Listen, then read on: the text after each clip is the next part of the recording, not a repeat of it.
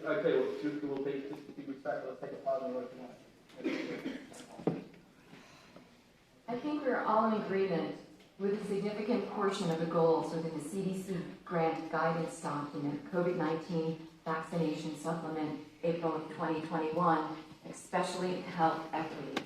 However, language within the terms and conditions of the 2 federal grant awards is not fully supported by all council members and has raised concern with my constituents and residents in New Hampshire. But we cannot afford to ignore or overlook the critical needs of New Hampshire residents at greatest risk from COVID. We need to take ownership of solving this issue and take care of New Hampshire residents on our terms. We cannot allow unresolved concerns impede access to much needed care. No one has talked about the equity that these 2 grants are supposed to address. It's supposed to watch out and take care of people living in rural communities. Rural deaths continue to be higher on average.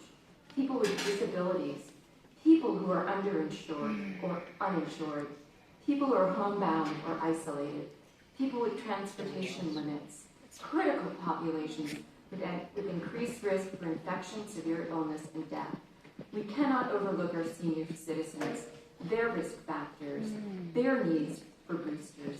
And Commissioner Chauvenet will attest to this. In the early stages of the pandemic, I had countless, dozens and dozens of calls from my constituents, my senior citizens, who desperately wanted to get the vaccine but were having trouble gaining access. And we addressed those fears, and those fears were legitimate. I've spoken with families with developmentally and physically disabled children. They're fearful. I've also been inundated with constituents who are frightened that their civil liberties are at risk. Through the Equity Grant, Commissioner Chauvenet and DHHS have developed a work plan to address and improve access for those at increased risk, which includes partnering with the 13 regional public health networks. Furthermore, within the New Hampshire Recovery Plan Fiscal Recovery Fund's 2021 report, promoting equitable outcomes is included, along with 11 public health categories that would address the needs of those at greatest risk. At this time, there's so much fear and disinformation. I would like New Hampshire to take control of this with the thought that this is one time. The goal is not to establish precedent, but to address the disinformation and fear.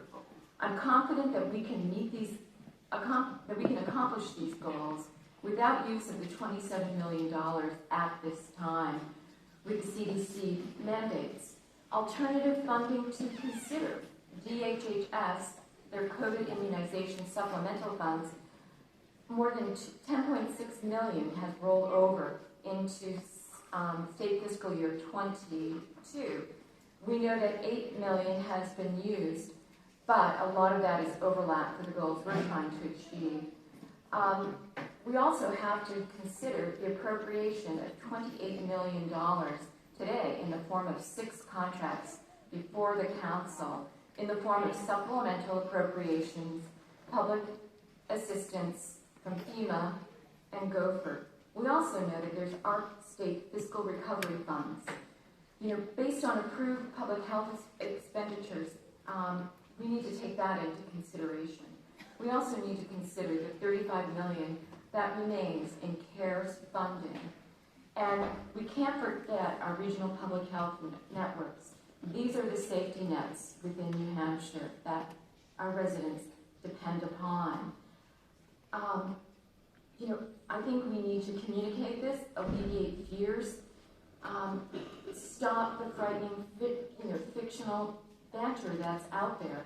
But at this time, I think we have alternatives for funding right in front of us that we can use as we address the disinformation and fear. Now, with that, we'll go to a roll call. Let's read the roll call. On item 90. No. Yes. No, with this position. Go. So with that, item 90 is rejected. I move the roll call on item 90. No. Yes.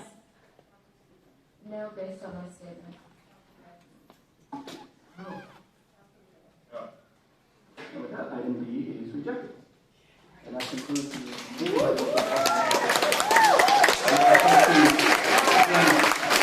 We expect a lot more business to continue.